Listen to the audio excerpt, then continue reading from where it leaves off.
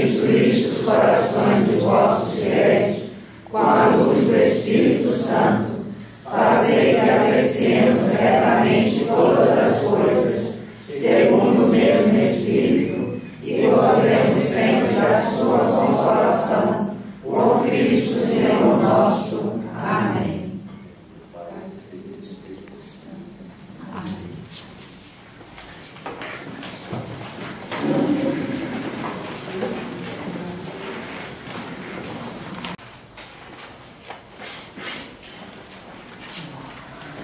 A primeira saída do ser humano na Bíblia, que merece a nossa consideração, antes de tratarmos da grande figura elogiada pelo autor da carta aos Hebreus, no capítulo 11, Abraão, é a pessoa de Adão e também a pessoa de Eva. Em que sentido? Onde encontrar na postura de ambos uma saída que foi uma proposta de Deus e também uma entrada. Existe uma saída desgraçada e uma saída agraciada. E existe uma entrada desgraçada e uma entrada agraciada.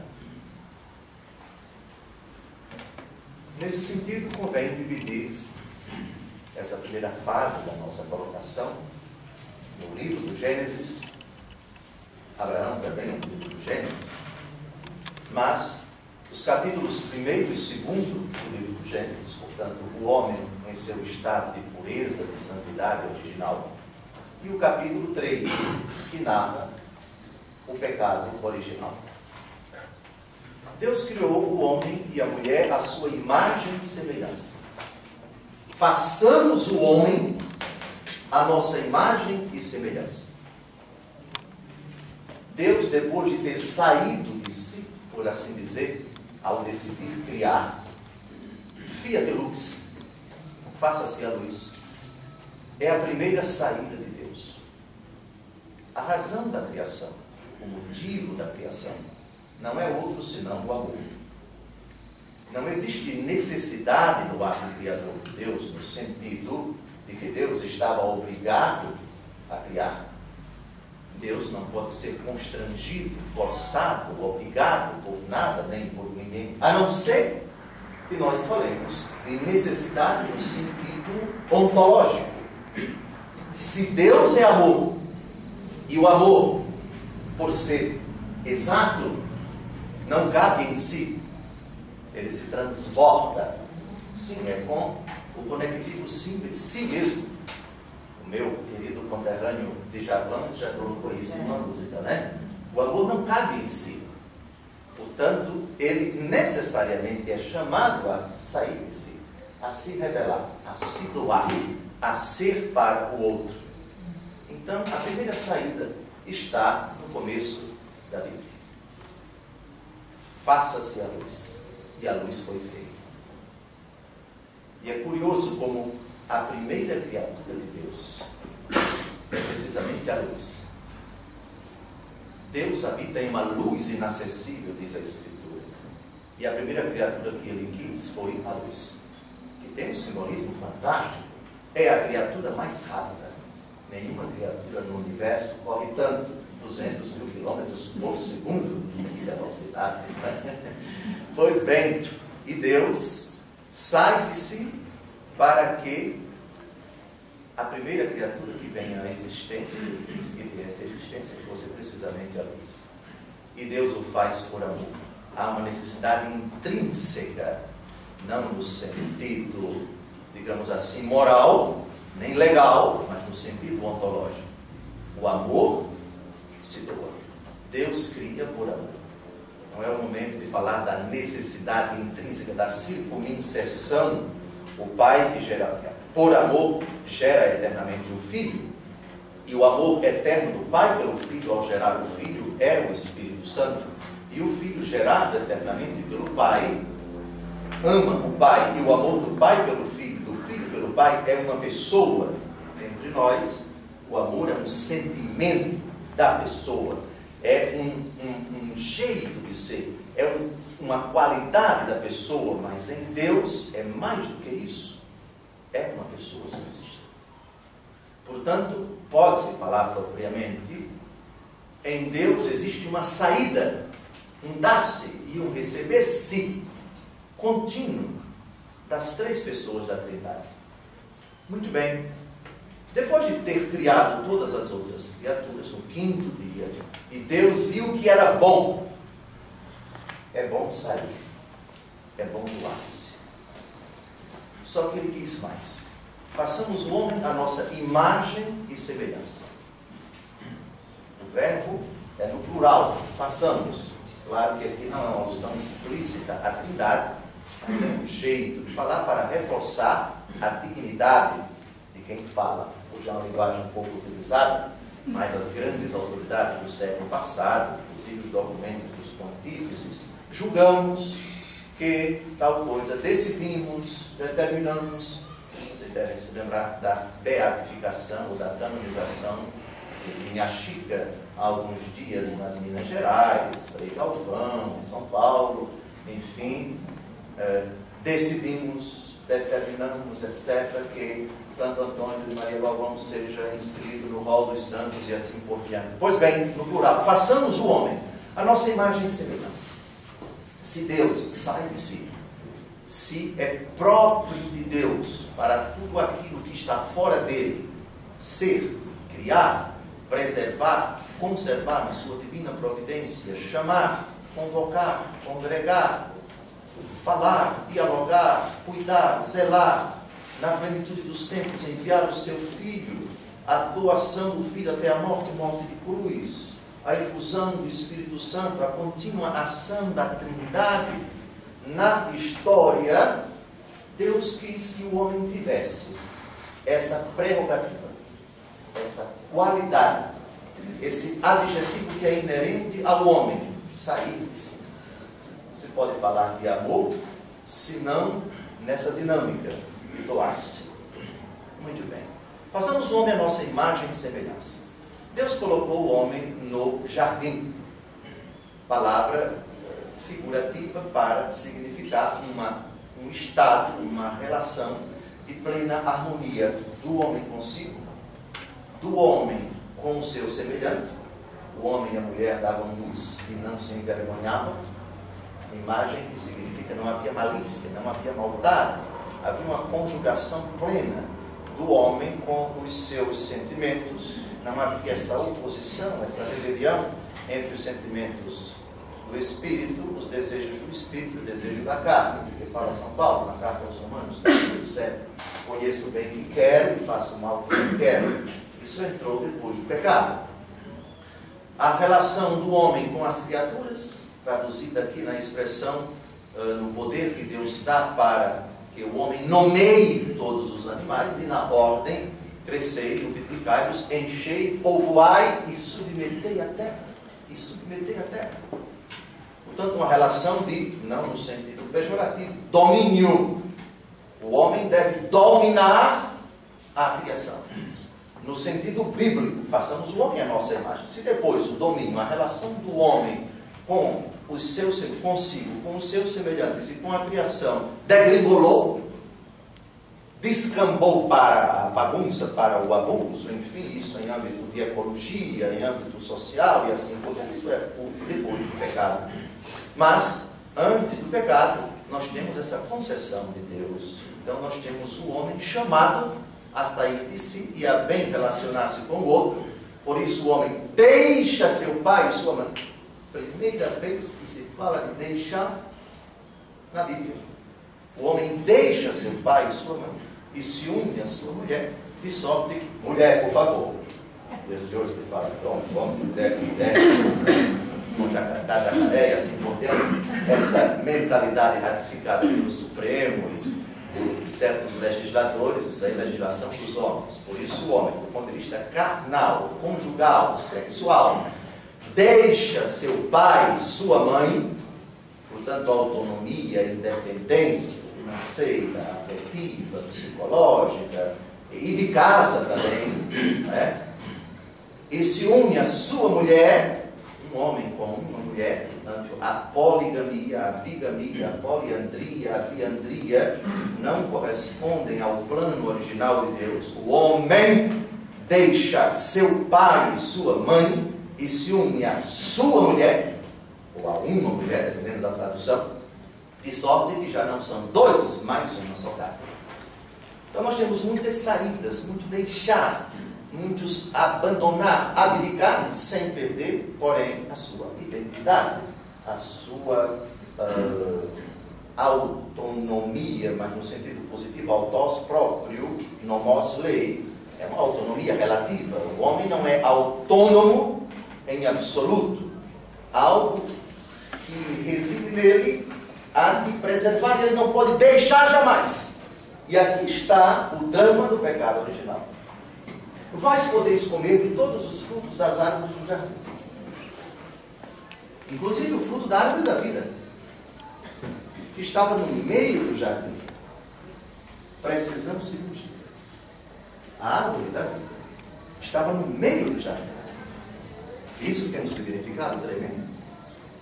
O meio, o centro, o lugar mais importante. Essa mesa está no centro. Isso tem um significado. É o lugar mais importante, o lugar onde os conferencistas, os palestrantes, o altar está no centro do presbitério, etc. A árvore da vida está no centro. Vós podeis comer do fruto da árvore da vida, de todos os frutos das árvores do jardim, exceto do fruto da árvore da ciência do bem e do mal. Não comais, pois no dia em que comerdes, morrereis. O homem é chamado a deixar. Sim, mas não tudo. E qual é o limite que Deus coloca no coração do homem para que ele não deixe? O que é aqui que é proibido? O que é proibido para o homem na dinâmica do deixar é deixar a sua condição de criatura, a sua condição de dependente, a sua condição de não autônomo. O que significa o fruto da árvore da ciência do bem e do mal?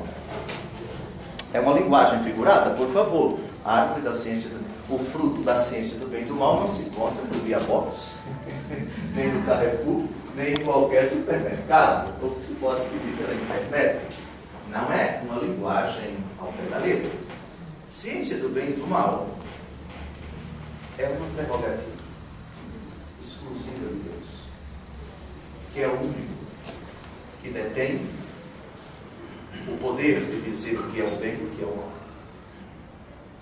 Não comais, pois no dia em que comerdes, morrereis. Deus coloca ou recorda ao homem: você foi criado à minha imagem e semelhança, muito de mim existe em você, mas você é criatura. Você é criatura. Você não pode decidir para você, nem para os outros, o que é o bem e o que é o mal. Perguntem ao estuprador, ao ladrão, ao bandido, ao terrorista, o que é o bem e o que é o mal. Ele vai dar o conceito dele. Pronto. Aí começa a desgraça da humanidade. Aborto na 12ª semana, casamento de homem com homem, de mulher com mulher, marcha das vadias, marcha da maconha, marcha disso. O que é que está por detrás disso? Eu decido o que é o bem e o que é o mal. Eu não preciso dele. Não preciso de igreja, não preciso de padre, não preciso de Bíblia. Eu decido.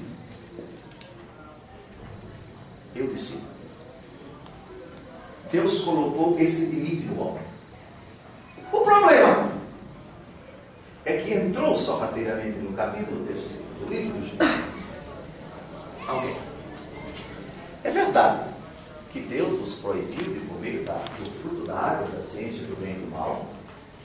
A serpente, símbolo do diabo, a pessoa do demônio, o inimigo, o adversário, aquele que deixou a sua condição de anjo, de criatura de Deus e se rebelou contra ele. E por isso foi expulso do céu. Já não houve lugar no céu para ele, diz o Apocalipse, capítulo 12. Sim, Deus disse que no dia em que comêssemos, que hora desgraça você conversar com quem não deve. Ele disse que no dia em que comêssemos, nós morreríamos. Não. Ele sabe que no dia em que vocês comerem, vocês serão como ele. Conhecedores do bem e do mal, vocês serão deuses. O demônio propôs para a criatura uma mentira. Você não precisa dele, você pode ser como ele. Tome para si essa prerrogativa. Decida o que é o bem e o que é o mal. Ela percebeu que esse fruto era apetitoso, comeu, isto é, decidiu para si. A partir de hoje, quem decidiu o que é o bem e o que é o mal sou eu. Eu não preciso dele.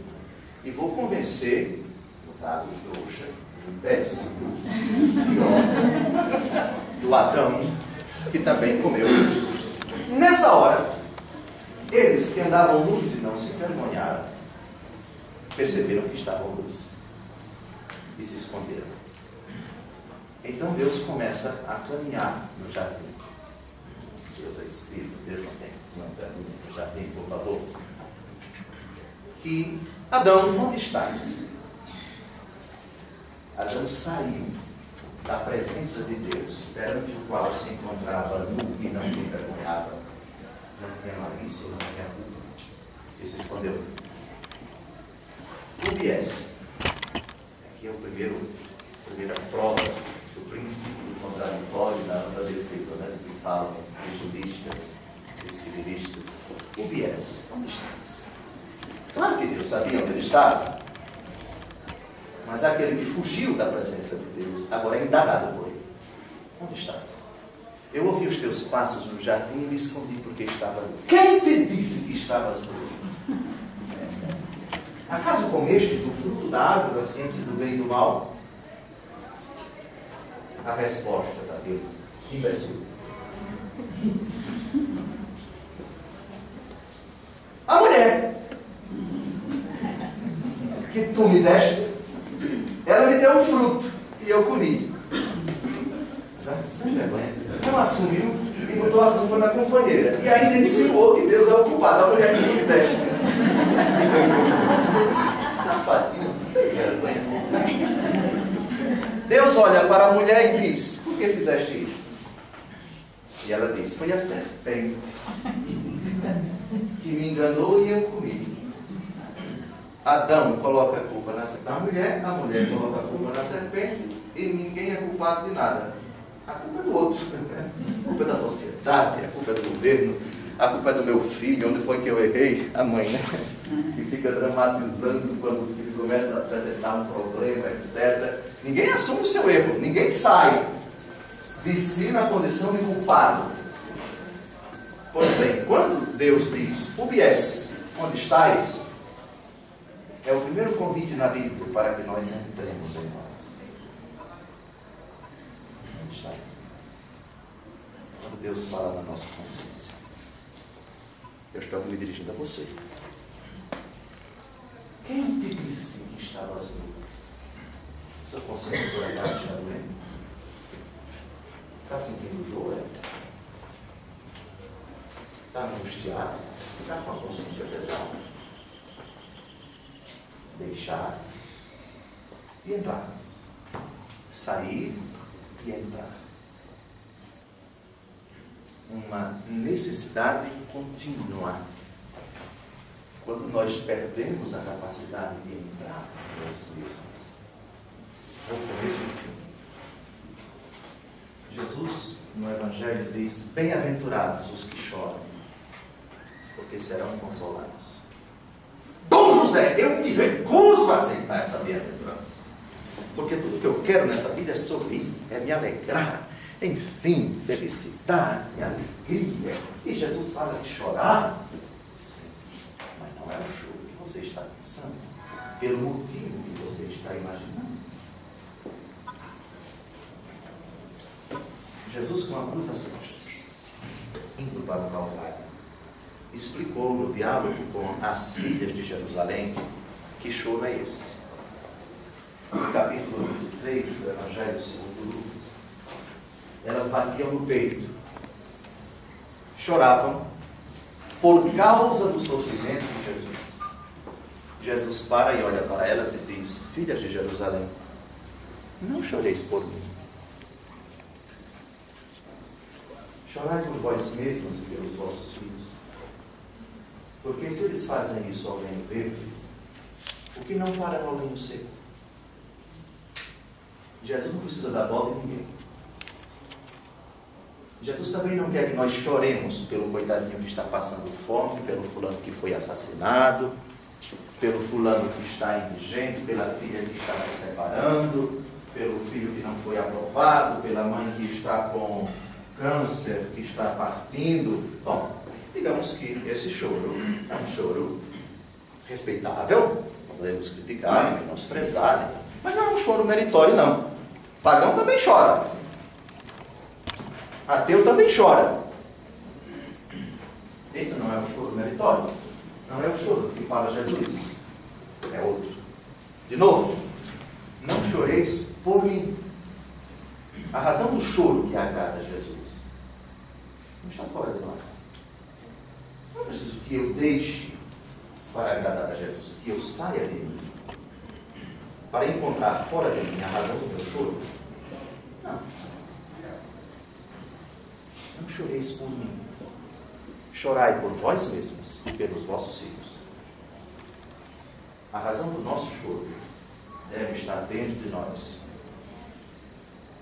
E dentro daqueles que são os causadores do que Jesus fala logo em seguida. Se eles fazem isso com lenho verde, se eles fizeram isso comigo, que sou Deus, o que eles não são capazes de fazer com os outros e consigo.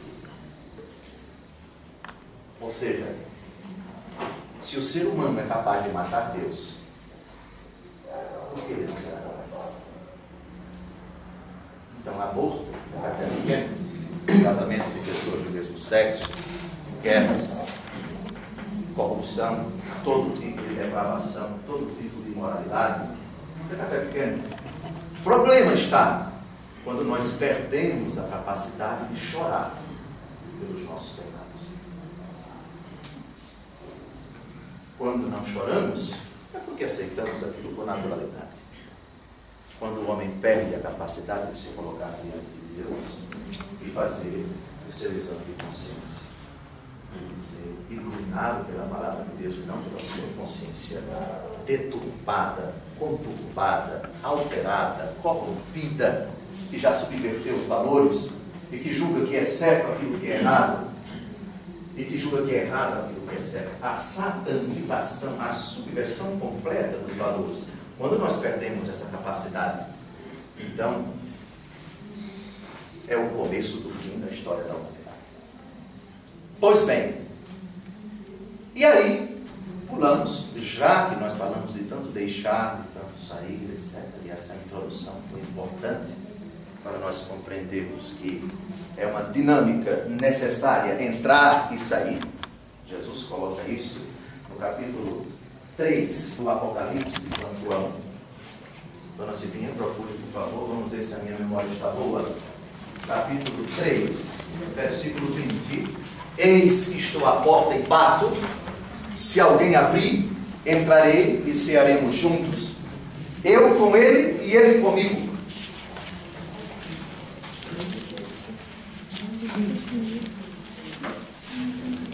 Lá em Santos Feridos, estamos estudando o Apocalipse, versículo por versículo.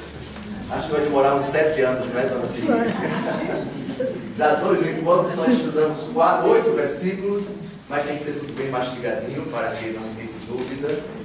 3, qual versículo? Capítulo 3, versículo 20. Leia em voz alta. Eis que estou à porta e bato. Eis que estou, sim. Se alguém ouvir a minha voz e me abrir a porta, entrarei em sua casa e cearemos, eu com ele e ele comigo. Interessante como Jesus utiliza aqui o verbo entrar. Jesus quer entrar na nossa vida. Mas reparem a delicadeza, a fineza, a diplomacia de nosso Senhor. Eu estou à porta e bato. Se alguém abrir, Jesus nunca vai entrar na nossa vida se nós não concordarmos, se nós não aceitarmos. Tá bem, eu vou permitir que Jesus entre na minha vida. E aí? E depois? Bom, depois que você abrir, vai acontecer alguma coisa, e aqui está, por favor, leiam a Bíblia com olhar clínico, com precisão cirúrgica. Reparem a imagem que nosso Senhor Jesus Cristo utiliza nesse versículo. Entrarei, iniciativa de Jesus, e cearemos juntos. Olha a psicologia da ceia. A ceia supõe o preparo da comida, a disposição da mesa, dos talheres, dos pratos, tudo aquilo que é responsabilidade do dono da casa, apliquem para a vida de vocês. Jesus quer entrar, tá bem. Se a comida não estiver boa, se a mesa não estiver bem arrumada, se os pratos não estiverem bem colocados, e se a comida não estiver bem preparada, é uma tragédia. A visita educadamente... Bom, tem muitas formas de você educadamente manifestar que aquilo dali foi uma tragédia. Cearemos juntos, eu com ele, e ele comigo. Jesus nunca vai fazer, depois de entrar na nossa vida, nunca vai fazer muita coisa em nós, se nós não concordarmos, se nós não colaborarmos com ele. Os milagres podem acontecer por iniciativa dele, sem o consentimento nosso. E ele é todo poderoso para fazer isso. Ele é todo poderoso para curar o câncer de pulmão do seu filho que fuma 3 carteiras de cigarro por dia. Pode. Jesus é poderoso? É. Mas espere sentado, viu? Esse tipo de cura para o seu filho que fuma, vai vir não, minha filha. Comece a se preparar uma possibilidade, depois que ele for ao médico de pulmão, que solicitar o exame, porque o pulmão já está um pouquinho avançado, né? Já está uma laranjinha. Vai morrer em breve. Coloque a culpa em Jesus, não. Isso tem uma aplicação tão grande na nossa vida. Para o seu filho que bebe e é negligente no volante.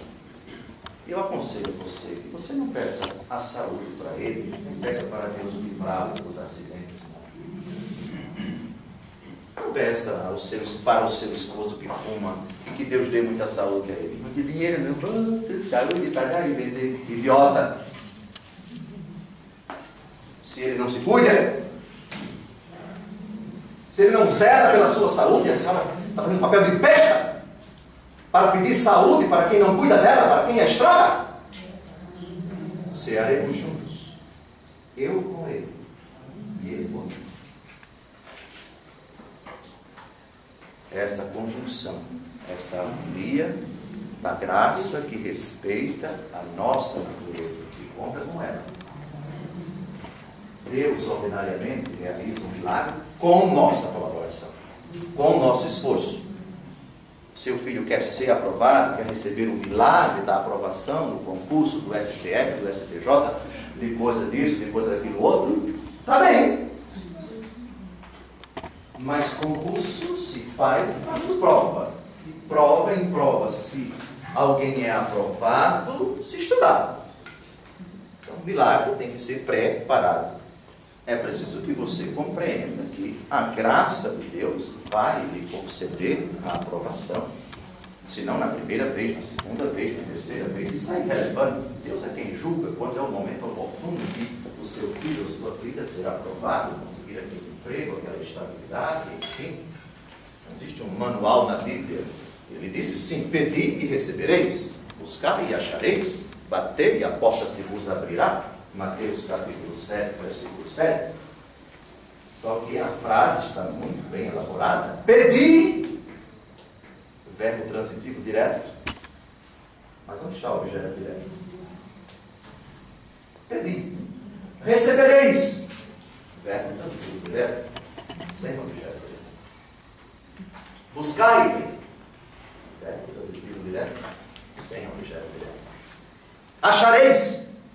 Verbo transitivo direto, sem objeto direto.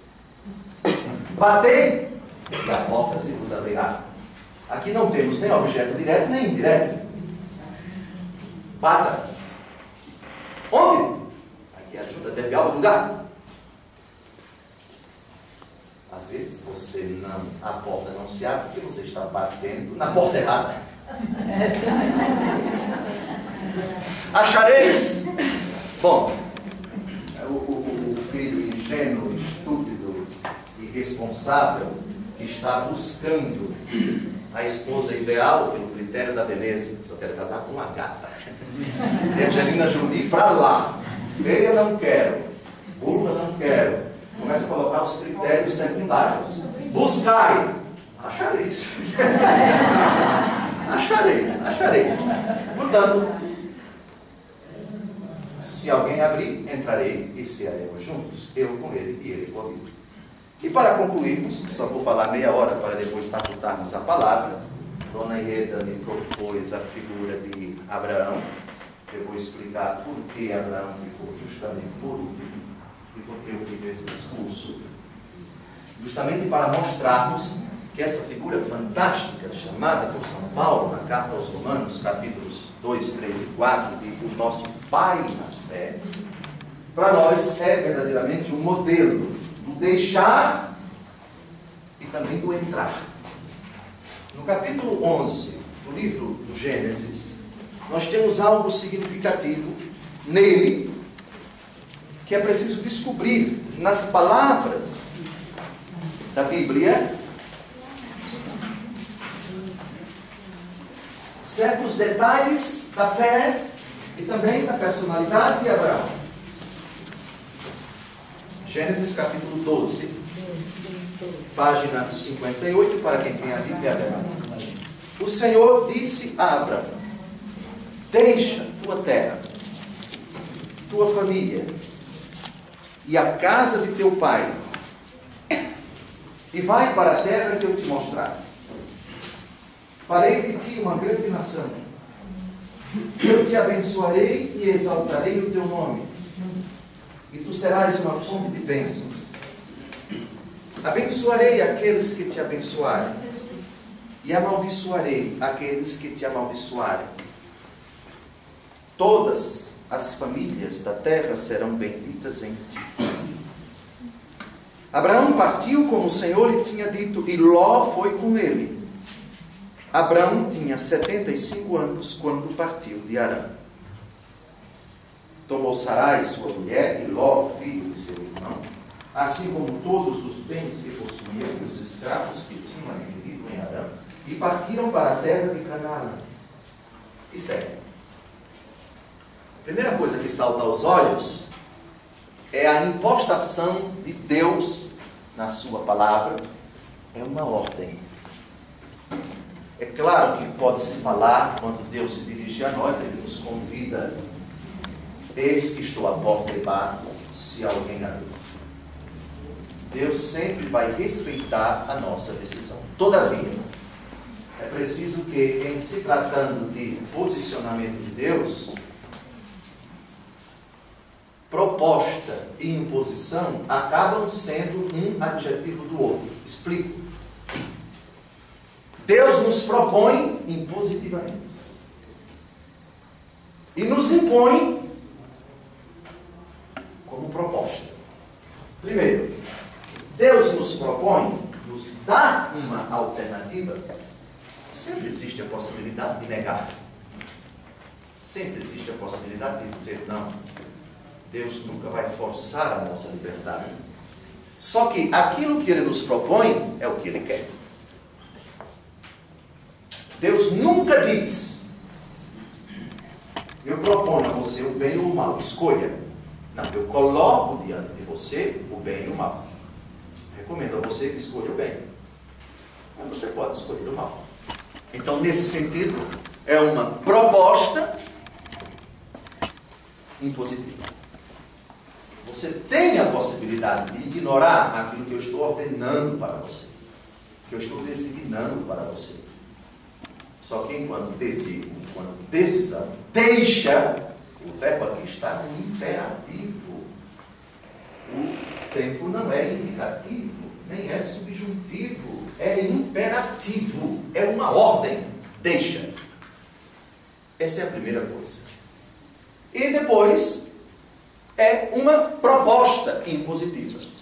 Deus sempre vai respeitar o âmbito da nossa autonomia, ainda que relativo, nós temos a possibilidade de dizer não a Ele. E é nisso que reside o mistério do bem e do mal na história da humanidade. Por que existe o mal? Como o mal é a privação de um bem devido, é preciso você remeter primeiro a pergunta àquilo de que o mal priva. Por que o bem?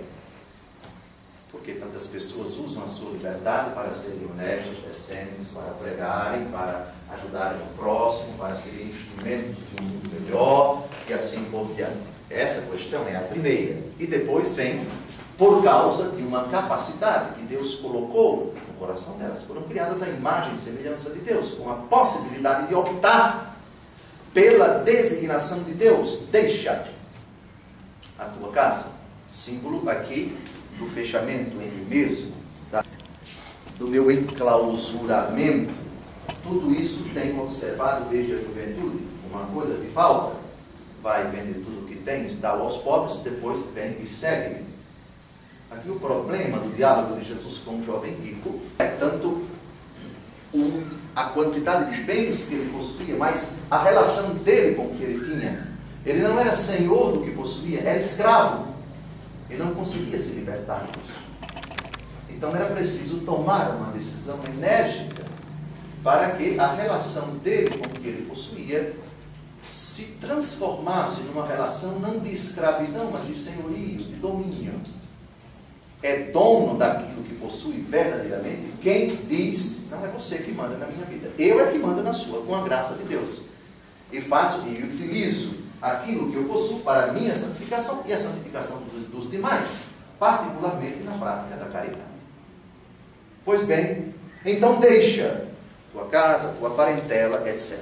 Segunda coisa que salta aos olhos é que Deus Todo-Poderoso não dá nenhuma calção para Abraão. Não dá nenhuma uma garantia antecipada. Certo? Mas eu sou um homem de idade, o Senhor prometeu que eu vou ter um filho, minha esposa Sara já é de idade avançada. O Senhor não pode nem me mostrar aqui num telão aquilo que eu vou ver lá quando chegar nessa terra de Canaã.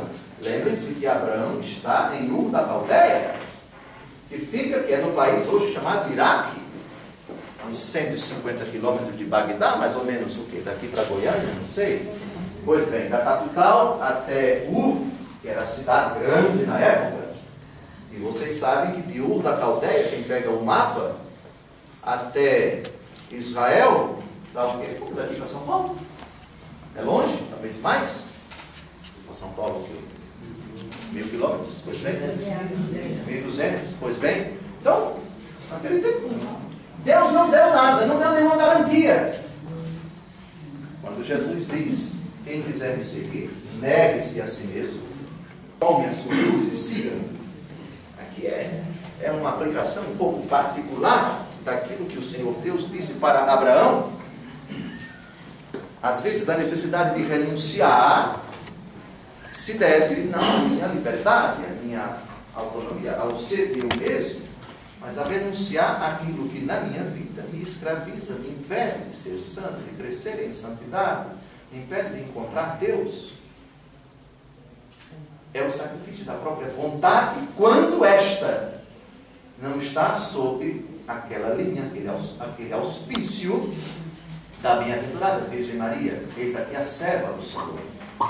Deus não quer que eu perca a minha vontade, Deus quer que esta vontade se potencialize e se torne verdadeiramente livre, como a da Virgem Maria. Quem quiser me seguir, negue-se a si mesmo, renuncie-se a si mesmo. Perder-se não significa, quando Jesus diz, que adianta o homem ganhar o mundo inteiro se ele perde a sua alma. Quem quiser me seguir, negue-se a si mesmo. tome a sua cruz e siga-me. A má interpretação desse texto diz assim, está vendo? O cristianismo é uma desgraça, que pede que você se renegue, que você se martirize, que você abdique dos seus sonhos, dos seus projetos, dos seus desejos. Não é isso. Leia a frase toda, seu infeliz. A frase toda é: quem quiser me seguir, negue-se a si mesmo, tome a sua cruz e siga-me. Eu vou me perder para o mundo. Quem perder a sua vida por causa de mim vai ganhá-la. Mas veja uma frase: quem perder a sua vida por causa de mim. No momento em que eu digo, eu vou me perder para o mundo, o que significa perder? Perder um livro significa o quê? Eu não tenho mais domínio sobre ele. Ele não mais me pertence. Até o dia em que eu achá-lo, tudo bem. Mas no dia em que eu achá-lo, sim. Agora ele é propriedade minha, eu tenho domínio sobre ele. Perdi meu celular. Significa, eu não tenho mais a posse do celular. Eu não tenho mais domínio do celular. Quando Jesus diz, quem perder a sua vida por causa de mim vai ganhá-la, perder significa, eu não sou mais dono da minha vida. Ela agora é do Senhor. É isso. Eu perdi para mim, ela não me pertence, eu não sou dono da minha vida. A minha vida é do Senhor. Dominus, em latim, é Senhor. O domínio da minha vida é o Senhor. Compete a Ele. Portanto, perder a vida não tem essa dimensão negativa que o mundo costuma acusar, atribuir às palavras de nosso Senhor Jesus Cristo. É outra coisa. O cristianismo não significa dizer que você vai abdicar dos prazeres legítimos de um domingo, sair, comer alguma coisa, lá no Angai, lá no Coco Bambu, um bom churrasco, um futebol. O Fluminense é o melhor time do mundo, por favor. Um bom jogo de futebol do Fluminense, etc. Os prazeres da vida, desde que eles não ofendam a Deus, são todos legítimos. Perderam um outro sentido. A minha vida não mais me pertence, ela é do Senhor. Eu perdi para entregar ao Senhor, agora é dele. Pertence a Ele, não mais me pertence. Então, Abraão fez exatamente isto. Reparem que fé bonita. Não tinha nada em que se segurar. Qual a caução? Qual a certeza? Baseado em que ele deixou tudo? Na palavra do Senhor. E partiu para uma terra distante. Sair de si, nesse sentido, encontra na pessoa de Abraão, também de Nossa Senhora. Repare que a primeira vez que Nossa Senhora fala na Bíblia é para questionar. Como se fará isso se eu não conheço homem algum? E agora? O anjo explicou e ela prontamente, eis aqui a serva do Senhor. Quando o Senhor nos pede para deixarmos alguma coisa, ou alguém, se for o caso, às vezes esse deixar significa deixar o namoro, deixar a amizade, deixar o emprego. Se teu olho é ocasião de escândalo para ti, arranca-o fora. Pois é preferível entrar cego no reino dos céus do que todo o teu corpo ser jogado no fogo da gehenna. Às vezes será necessário compreender diante de Deus que aquele relacionamento não dá mais. Que aquela amizade deve ser cortada. Que aquele emprego deve ser abandonado. Porque é para mim ocasião de pecado. Porque eu estou dando burro em ponta de faca. Eu estou perdendo o meu tempo. Isso aqui não vai dar em nada. Não tem mais possibilidades. Isso daqui é um trem virado. Isso aqui é um carro sem roda. Acabou. Isso aqui está me fazendo pecar. Chega. Às vezes o Senhor vai exigir isso. Mas lembre-se daquele convite do Apocalipse. Eu estou à porta e bato. Se alguém abrir, entrarei e cearemos juntos. Eu com ele e ele comigo. Portanto, quem vai normatizar, quem vai dizer, quem vai regular, quem vai precisar em cada momento concreto da nossa vida, em cada situação, quando eu devo deixar e quando não devo deixar, quando eu devo entrar em mim e quando eu não devo, qual é a entrada que é boa, qual é a saída que é boa, qual é a entrada que é má, qual é a saída que é má. Então José pode falar da entrada que é má? Sim, quando nós entramos em nós mesmos com nossos critérios e fazemos uma análise, sei lá, baseada em Jung, baseada em Allan Kardec, baseada em Freud, baseada no teólogo tal, no filósofo tal, menos em Jesus. Ou então, no nosso próprio critério. Entramos dentro de nós mesmos. Homem conhece-te a ti mesmo, já dizia o filósofo certo, mas eu não posso me conhecer com critérios meus. Eu devo me conhecer com os critérios do Senhor. Vejam, por exemplo, o exame de consciência. À luz da palavra de Deus, eu tenho que refletir sobre a minha vida, mas com critérios que não estão comigo, porque eu não tenho a ciência do bem e do mal. Então, ao entrar dentro de si, que é terrível, então, vou fazer agora uma análise bem zen, uma música lá, um mantra, uma coisa bem ateia. Pois bem, não, eu estou maravilhoso, eu estou bem. Eu disse, livro de autoajuda, não ajuda coisa nenhuma. Lê a Bíblia, rapaz. Não é palavra de Deus. Palavra de Deus, não um livro de autoajuda.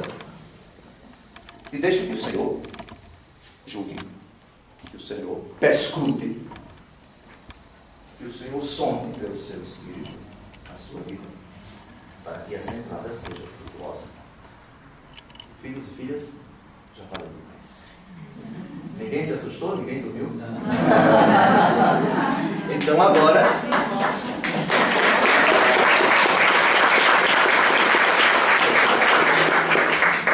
a palavra é facultada. Temos 18 minutos. Parece, dona Ieda, que está prevista. Não, o senhor tem até meio. Tá bem. Agora vamos facultar a palavra, que é importante também vocês se pronunciarem. Quem deseja falar, levante a mão. Já o senhor já levantou. Eu desconheço o termo ontologia. Então, assim, é a ciência que estuda o ser. Ontós, em grego, significa ser. A ontologia é a ciência que estuda a realidade do ser. Se fala ontológico, se refere ao ser. Portanto, eu imagino que eu devo ter dito a seguinte frase: ontologicamente, a necessidade do ponto de vista ontológico, não foi assim? Isto é, no íntimo do ser de Deus, é próprio do ser de Deus amar. 1 João, capítulo 4, versículo 8, Deus é amor. Logo, Deus não pode dizer, pensar ou fazer outra coisa senão amando e por amor. Todo o ato de Deus, todo o ser de Deus, portanto, o ser e o agir de Deus traduzem exatamente aquilo que é próprio do seu ser, o amor. Deus não pode fazer nada que não seja uma consequência, uma motivação, uma atuação do seu amor. Sim, do Senhor. É um pouquinho polêmico. Meu filho é drogado. E eu estou noite e dia rezando por ele, insistindo e ele não quer sair da droga. Faço o que posso, tudo. Eu desistindo dessa situação, eu estaria correndo no erro de faltar uma caridade, ou uma esposa que também ora pelo seu esposo, então alcoólatra, e ela noite e dia está ali, orando pela conversão dele, orando para que Deus tire o alcoolismo. Ela desistindo, não estaria faltando uma caridade, não estaria perdendo a esperança, a fé? É uma pergunta realmente difícil, digo polêmica, porque o que eu vou responder é dentro da Escritura. E alguns textos eu preciso citar para o Senhor. Primeiro, vale um princípio que é universal, não apenas da Bíblia. O princípio ad impossibilia nemo tenetur. Traduzindo, para as coisas impossíveis ninguém é obrigado. O máximo que o Senhor pode fazer com relação a uma pessoa que tem uma certa conduta convicta, resoluta, é aconselhar. Eu me pergunto se é produtivo. É produtiva aquela decisão, parece-me que do Ministério Público do Estado de São Paulo, que obriga, parece que tem que ter compulsoriamente, tem que pegar na marra e levar para um determinado lugar. Bom, aí Eu penso, bom, eu preciso ver o resultado prático, vamos aguardar se os frutos dessa decisão, não sei, porque a Constituição fala do direito indivíduo do cidadão. Por outro lado, fala também do direito dos outros à sua integridade, integridade física, e também o direito de ir e vir, porque a presença de tais pessoas no meio da sociedade é um risco para elas. Eu entendo profundamente, é uma lei, digamos assim, como é nova, precisamos aguardar o resultado prático a respeito disso. Então, entrando diretamente a determinados pais e mães que no estado de São Paulo estão lançando mão dessa decisão das autoridades paulistas e chamam as autoridades que entram na casa e levam na marra o fulano e internam e assim por diante. Possível é essa possibilidade, eu não sei se aqui no Distrito, você mora no Distrito Federal? Não, já chegou. Já chegou aqui? Na Taguatinga já foi inaugurado o hospital. Já foi, pronto. Então veja, se o Senhor lançar mão disso como recurso extremo, eu digo ao Senhor que o Senhor está respaldado tanto pela lei dos homens como pela lei de Deus. Desde que se, ao tirar na marra o seu filho do lugar onde ele se encontra e interná-lo num lugar determinado, o Senhor não vai pecar de forma alguma, dá acesso ao que é de César e a Deus o que é de Deus. Portanto, como tem essa possibilidade extrema, eu peço ao Senhor que não desanime até estudar a possibilidade de lançar mão desse instrumento radical. Tá certo? Não desanime. Não desanime.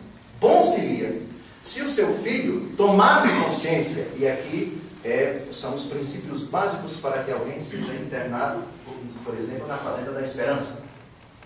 Frei Lance, meu grande amigo, pois bem, que tem casas em mais de 50 lugares no Brasil, em mais de 16 países, se não me engano. Pois bem, o princípio é esse. Para se submeter a um tratamento na Fazenda da Esperança, primeiro é preciso que a pessoa queira, que o recuperando deseje. Depois, que ele tome consciência de que é dependente, de que é necessitado, de que é impotente. Parece-me que um dos princípios dos alcoólicos anônimos é eu reconheci a minha incapacidade. Tem 12 passos, né? Primeiro passo, reconhecer a capacidade diante das coisas de Deus. Né? Isso. Pronto. É o primeiro passo também com relação às drogas, quaisquer que sejam, inclusive álcool. Pois bem, então, se ele, por enquanto, não toma consciência disso, não chegou ainda a esse primeiro passo, é preciso que vocês tomem todas as medidas legítimas, essa inclusive. Peço também ao Senhor que não abra mão, primeiro, da integridade física e moral dos que residem na sua casa. Não é cristão permitir que um drogado vivendo dentro da sua casa seja uma ameaça à sua vida, aos bens materiais que o Senhor adquiriu. Agora eu vou roubar tudo, vou roubar a TV para comprar o crack, vou quebrar isso daqui se o Senhor não me der dinheiro. Peraí, alto lá. Aqui chegou ao extremo. Aqui não. Aqui não é caridade. Aqui não é amor. O amor não se alegra com a injustiça, mas se rejubila com a verdade. Tudo crê, tudo espera, tudo suporta. São Paulo, 1 Coríntios, capítulo 13. Mas é preciso conjugar a caridade que eu devo ter com você com a justiça que eu devo ter com relação às pessoas da minha casa. Isso daqui foi conseguido, foi adquirido com muito esforço.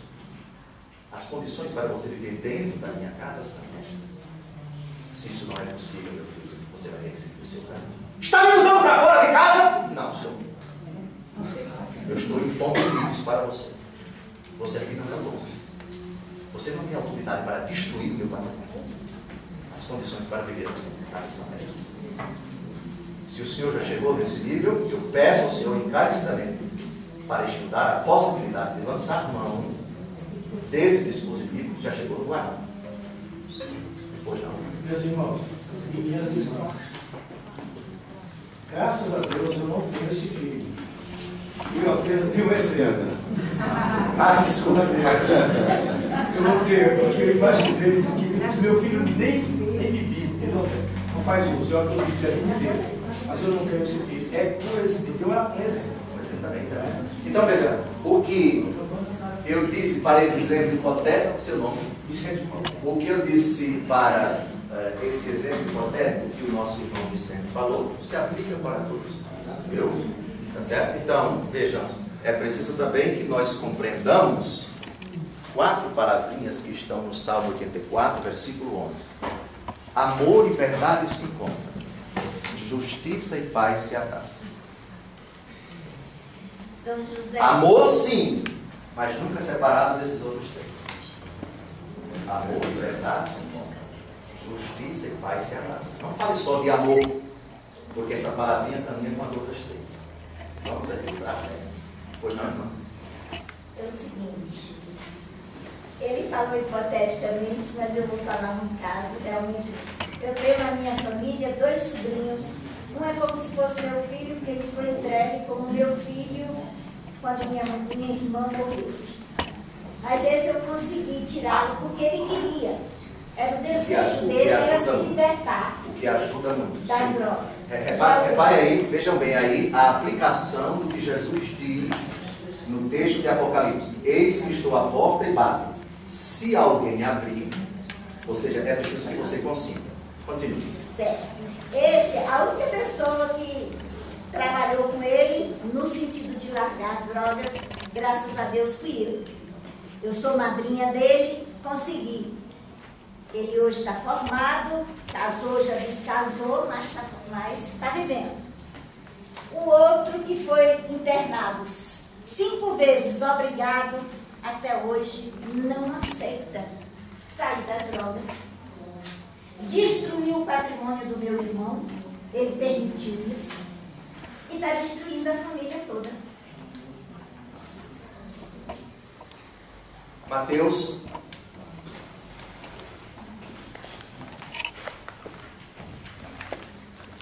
Há 2 textos, Mateus e João. Vamos a João primeiro. João.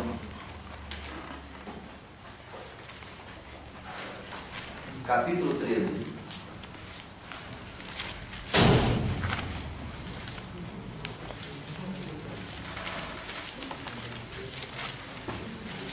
Versículos de 21 a 27. 1403. O texto que vou citar agora é assustador. Assustador mesmo. Mas é normativo. Normativo. O que eu vou dizer aqui talvez ajude a nós compreendermos que diante de determinadas pessoas, sem esquecer conselhos, paciência, perdão, dar a primeira chance, a segunda, a terceira, e nesse sentido sei que aqui estou diante de pessoas sofridas, que suportaram, ou talvez estejam suportando dificuldades tremendas, que estejam, desculpe a expressão, engolindo sapo, passando por constrangimentos, humilhações e vergonhas indizíveis, continuadas. Mas, por favor, aqui é Jesus. É Jesus. Aqui não é Dom José, por favor, daqui a pouco eu vou embora. Mas fica a palavra de Jesus. De uma atitude que devemos tomar com determinadas pessoas em determinadas situações. João, capítulo 13, de 21 a 27. Dito isso, Jesus ficou perturbado em seu espírito e declarou abertamente: em verdade vos digo, um de vós me há de trair. Os discípulos olhavam uns para os outros sem saber de quem falava. Um dos discípulos, a quem Jesus amava, estava à mesa reclinado ao peito de Jesus. Simão Pedro acenou-lhe para dizer-lhe: dize-nos, de quem é que ele fala? Reclinando-se esse mesmo discípulo sobre o peito de Jesus, interrogou: Senhor, quem é? Jesus respondeu: é aquele a quem eu der o pão embebido. Em seguida molhou o pão e deu a Judas, filho de Simão Iscariotes. Logo que ele o engoliu, Satanás entrou nele. Jesus disse: então, O que queres fazer, faze depressa. Mas ninguém dos que estavam à mesa soube por que motivo lhe disseram. Pois como Judas tinha a bolsa, pensavam alguns que Jesus lhe falava: compra aquilo de que temos necessidade para a festa, ou dá alguma coisa aos pobres. Tendo Judas recebido um bocado de pão, apressou-se em sair. E era noite. O demônio entrou no coração de uma pessoa. Marido, esposa, filho, irmão, neto, vizinho, fulano, beltrano, seja lá quem for. E não vou comentar o esforço que vocês fizeram até esse momento. Até aquela constatação de que tal pessoa está realmente convicta. Está realmente disposta. Ninguém tira da cabeça dela: vou fazer isto. Atitude de Jesus. O que você tem a fazer, faça depressa. Saia.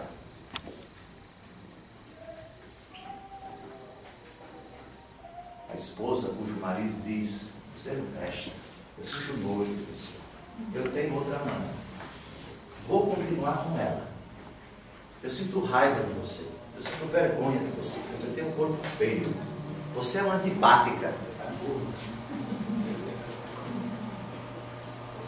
O que você tem a fazer, faça depressa. A porta da rua é a serventia da casa. Você está pensando o quê? Que sem você eu não consigo viver? Rua! O que você tem a fazer, faça depressa. Que história é essa? Onde está na Bíblia que eu devo ser saco de pancada e apanhado, como a Maria da Penha, que quase morreu? Onde está na Bíblia que porque eu casei no religioso, agora eu tenho que ser saco de pancada desse monstro? O que você tem a fazer, faça depressa, meu filho. Então, Jesus é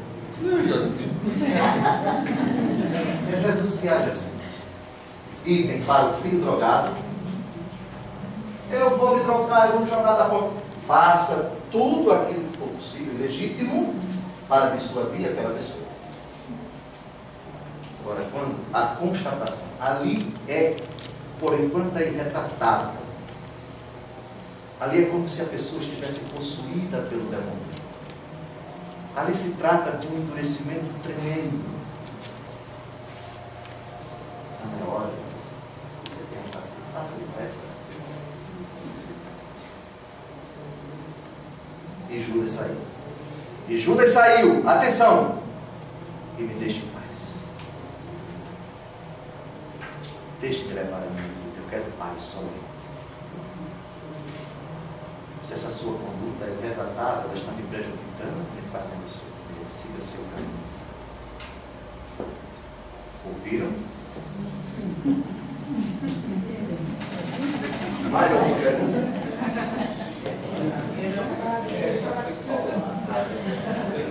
Sim, nós temos que ser radicais. Como Jesus foi radical. Está claro? O que você tem a fazer, faça depressa. Certo dia Jesus disse aos apóstolos: vocês também não querem ir embora? No capítulo 6 de São João 5, ele está. Só que aqui não foi um contexto, digamos assim, de traição. Sim, de traição se for. Capítulo 6, versículo 66, Jesus está na sinagoga de Cafarnaum, fazendo um discurso sobre a Eucaristia. É dura essa linguagem, quem a pode admitir, dizem os judeus. Jesus reforça o discurso, é carne mesmo, você tem que comer a minha carne, beber o meu sangue. E depois que Jesus reiterou isso, e de eles terem dito é dura esta linguagem, quem a pode admitir, muitos já não andavam com ele. Ao que Jesus, depois que esses foram embora, e Jesus não chamou nenhum deles: voltem aqui, pelo amor de Deus, voltem, não me deixem sozinho. Jesus não disse isso, não. Olhou para os que ficaram: vocês também querem me deixar? Ao que São Pedro respondeu: a quem iremos nós?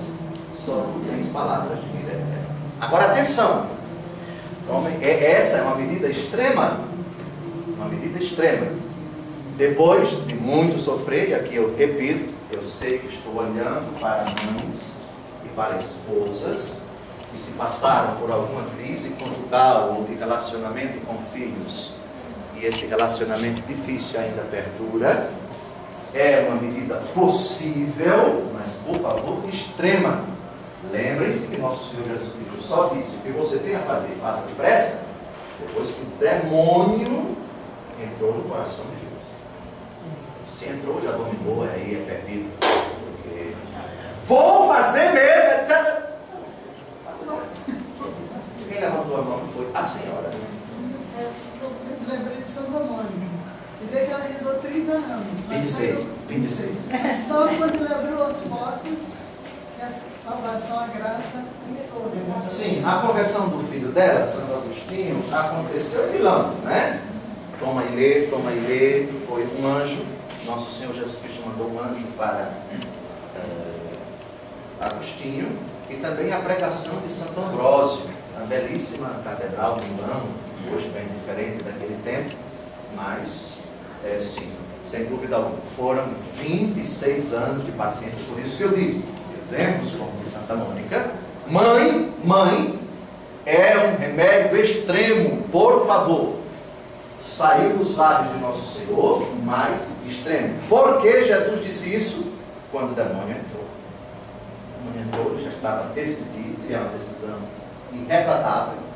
Não volta atrás, é isso que eu vou fazer mesmo.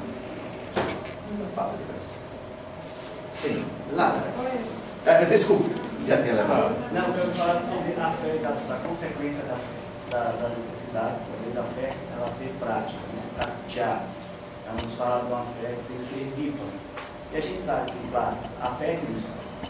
Mas, enfim, as consequências disso realmente passa pela justificação, passa qual é a necessidade realmente da fé, ela se manifestar na prática, e qual é a relação disso com as indulgências, né? O Catecismo nos fala das consequências do pecado, da pena temporal, né? E da necessidade de nós cumprirmos indulgências. Passa por isso também. Bem, são vários assuntos aí. Primeiro, o tema da justificação é muito caro ao apóstolo Paulo, sobretudo nas cartas aos Romanos e a carta aos Gálatas, e também ao apóstolo Tiago. Não há contraposição entre as duas teologias. Tiago, capítulo 2, versículo 24, diz que a fé, a justificação não é apenas pela fé. O homem não se salva apenas pela fé, mas também pelas obras. Portanto, as obras traduzem, ilustram, evidenciam e são uma consequência necessária da fé. A fé sem as obras é morta. E aí, nós ainda estamos no capítulo 2 da carta de São Tiago. Quando São Paulo diz que o homem não é justificado pela lei, pelas obras da lei, pelas obras, mas pela fé, ele se refere à prática da lei de Moisés, que é uma prática puramente exterior. Isto é, a lei diz que eu devo pagar o dízimo, eu pago. A lei diz que eu devo observar o sábado, eu observo. A lei diz que eu devo jejuar, eu jejuo. A lei diz que eu não posso comer determinados alimentos impuros, eu não como. A lei diz que eu devo participar do culto, eu participo. Eu tento fazer certas abluções, eu faço. Certo? São atitudes exteriores que têm valor desde que procedam de um coração sinceramente convertido. Só que na teologia dos escribas e dos fariseus no tempo de Jesus, bastava isso para que o homem fosse considerado justo, uma prática externa da lei. É contra isso que se insurge o apóstolo Paulo. Ele diz: o homem é justificado pela fé em nosso Senhor Jesus Cristo. Só que o mesmo apóstolo Paulo não faz supor que seja uma fé abstrata, sem consequências imediatas de mudança, de transformação, particularmente traduzida na prática da caridade. Porque Gálatas, capítulo 5, versículo 6, São Paulo diz: nem a circuncisão justifica, nem a incircuncisão, mas a fé que age pela caridade. A fé que age pela caridade.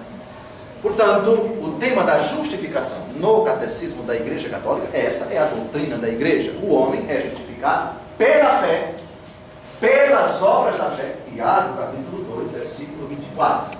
A justificação, ela não é fruto do esforço do homem, ela não é merecida, é um dom gratuito de Deus. Justificação é o ato, a condição pela qual Deus considera o homem justo, santo.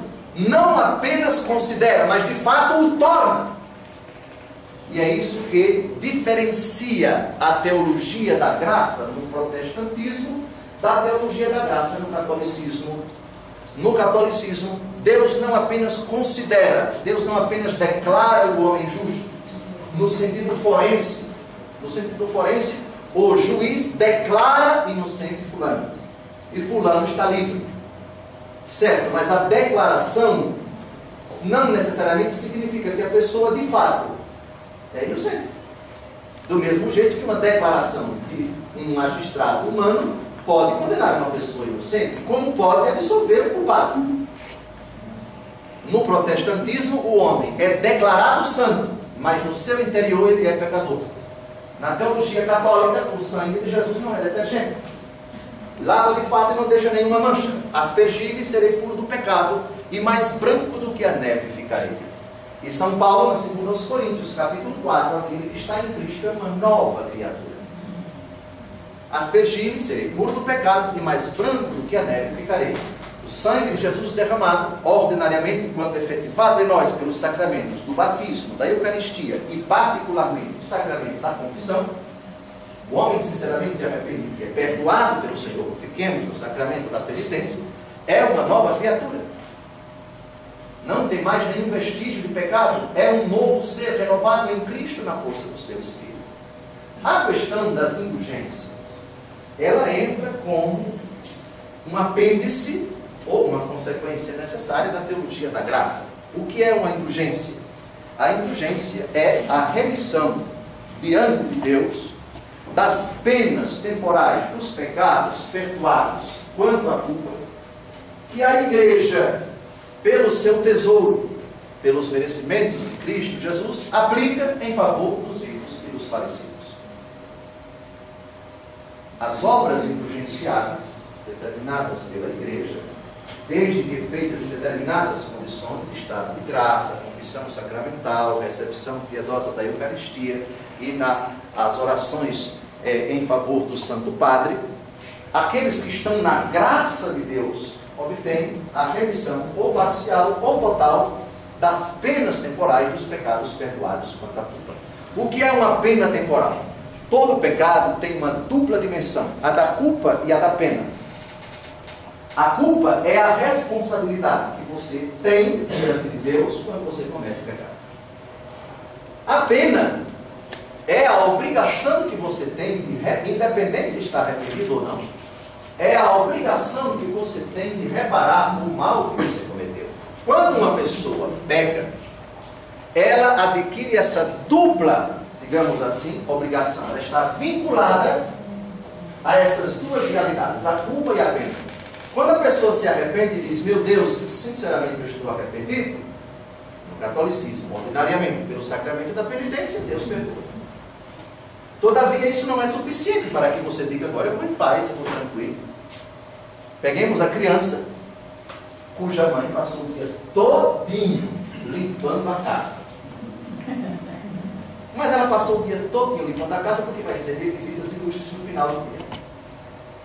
E 3 horas da tarde ela terminou o serviço e saiu para comprar pão na padaria.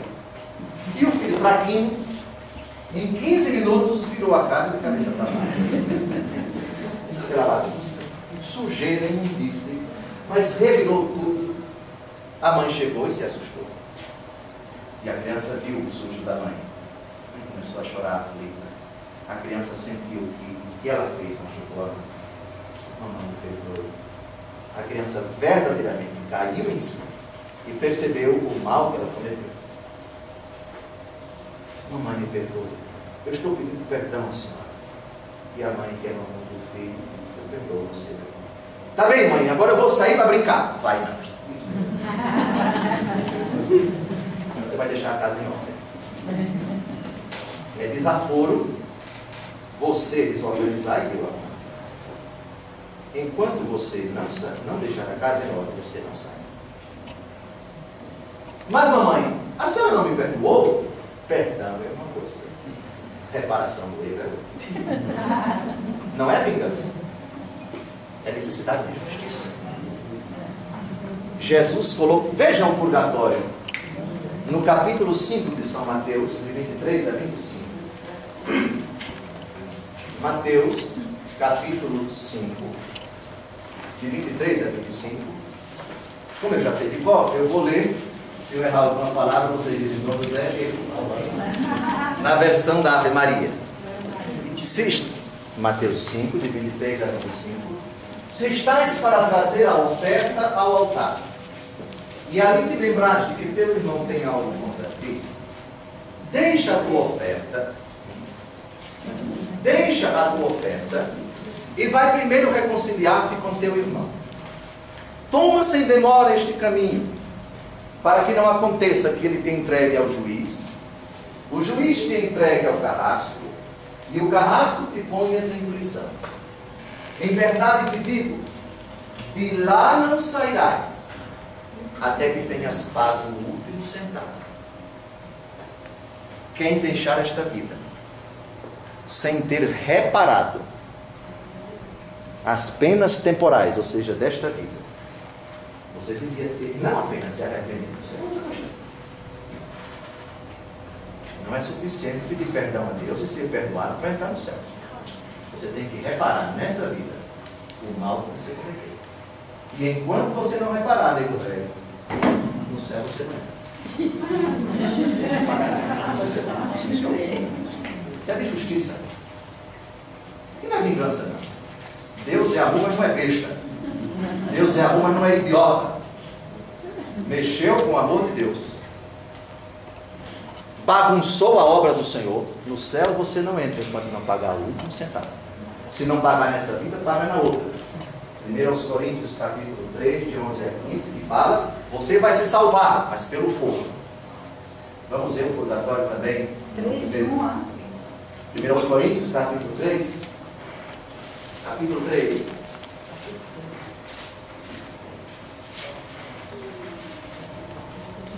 Versículos de 9 a 15. Então, a questão das obras, enquanto eles abrem a Bíblia, das obras negligenciadas, vejam, é aquilo que eu disse, é a remissão diante de Deus da pena temporal dos pecados perdoados. Quando a culpa, isto é, eu fui perdoado, mas ainda não reparei o mal que eu causei nesta vida. A igreja tira no seu tesouro de graças os méritos de Cristo naquelas obras negligenciadas e cancela parcialmente ou totalmente a pena temporal. Vamos ver o purgatório na 1 Coríntios capítulo 3, de 9 a 15. Nós somos operários com Deus, vós o campo de Deus, o edifício de Deus. Segundo a graça que Deus me deu, como sábio arquiteto, lancei o fundamento, mas outro edifica sobre ele. Quanto ao fundamento, ninguém pode pôr outro universo daquele que já foi posto, Jesus Cristo. Agora, se alguém edifica sobre este fundamento com ouro, ou com prata, ou com pedras preciosas, com madeira, ou com feno, ou com palha, a obra de cada um aparecerá. Sublinhe essa próxima frase. O dia do julgamento irá demonstrá-lo. O dia do julgamento, a hora da morte. Julgamento particular, juízo particular. Será descoberto pelo fogo. O fogo provará o que vale o trabalho de cada um. Se a construção resistir, o construtor receberá a recompensa. Se pegar fogo, arcará com os danos. Sublinhe agora a próxima frase, por favor. Ele será salvo, porém passando de alguma maneira através do fogo. Portanto, quem nesta vida cometeu pecados, e todos cometemos e cometeremos, com exceção da Virgem Maria, se ao fim desta vida não tivermos reparado todos os males cometidos, e não me perguntem se para mim ou para fulano ou para Beltrano é fácil reparar. Há determinados males precisam de uma vida inteira para ser reparado. Aborto. Como é que se faz a vida de uma criança? Desvio de verbas públicas destinadas a saciar a fome dos coitados, destinadas aos hospitais, destinadas a obras em benefício da população. O dinheiro foi roubado, foi gasto nas Ilhas Caimã, na Europa, e agora? Está preso na papuda, não vai mais devolver o dinheiro para o erário. E uma calúnia, uma campanha de difamação que estraga a honra de uma pessoa, que destrói uma família. E uma mulher da vida que está em cima do marido estraga o casamento, deixa filhos revoltados, traumatizados, pensa que somente pedindo perdão a Deus e recebendo a absolvição já vai entrar no céu direto. Vai passar pelo fogo. Vai reparar nessa vida. Se não tiver reparado completamente, vai reparar na outra. Isso é de justiça. Muito bem. Terminei. Só uma pergunta. Teriam duas, mas como o senhor está querendo terminar. É só uma questão que está sendo até difícil, né? Entre a mãe morrer e salvar o filho, né? A mãe deve morrer para salvar o filho. Ou seja, tem alguma situação que justifica matar em defesa própria? Eu estou colocando para mim.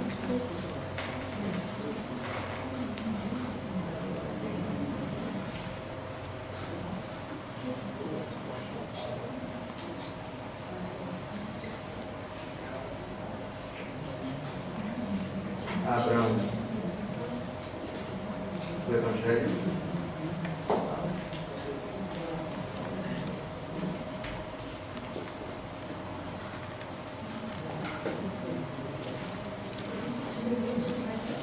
Evangelho segundo João, capítulo 15, versículos de 12 a 13. 12 a 13. 1405.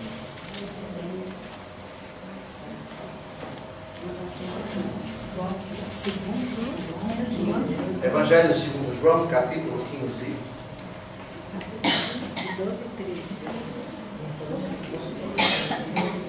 Versículos de 12 a 13. Este é o meu mandamento: amai-vos uns aos outros como eu vos amo. Ninguém tem maior amor do que aquele que dá a sua vida por seus amigos. Eu penso que parte da resposta já foi dada com essa frase do versículo 13. Uma mãe de verdade nunca coloca em dois polos diferentes, ou a vida do meu filho ou a minha. Ninguém tem maior amor do que aquele que dá a vida pelos seus amigos. Isso é mãe. O resto é conversa fiada. Viu?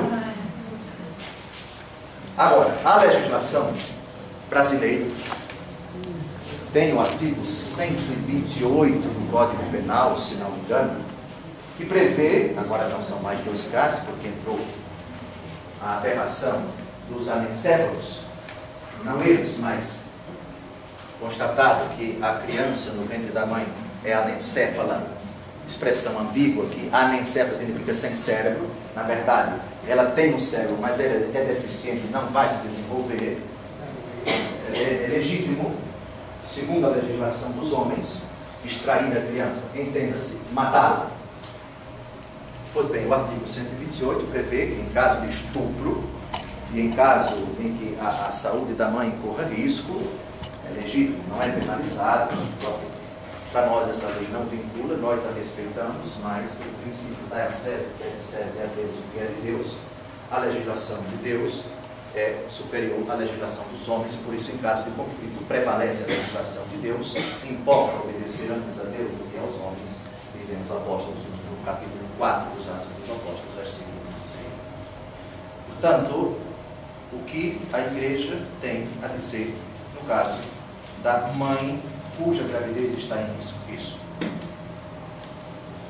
Aliás, a ciência, a medicina hoje está bem desenvolvida. Quem consulta um médico católico consciente, ele vai dizer: não existe isto de opor a saúde da criança e a saúde da mãe. Ainda que a gestação, a gravidez seja bastante difícil, a ciência já consegue salvar a ambos.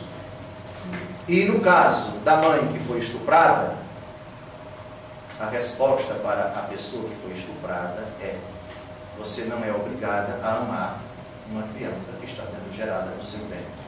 Mas isso não lhe autoriza a matar esse ser humano. Gere, dê à luz e me entregue. Porque eu vou entregar a alguém que queira cuidar dela, que queira amar. Eu só peço a você que tenha paciência. Você passou pelo constrangimento do estupro, mas você tem a Deus que não lhe autoriza a matar o inocente. Gere a criança e depois a entregue para uma instituição para que essa criança seja amada e tenha o seu sagrado direito de viver respeitado. Muito obrigado.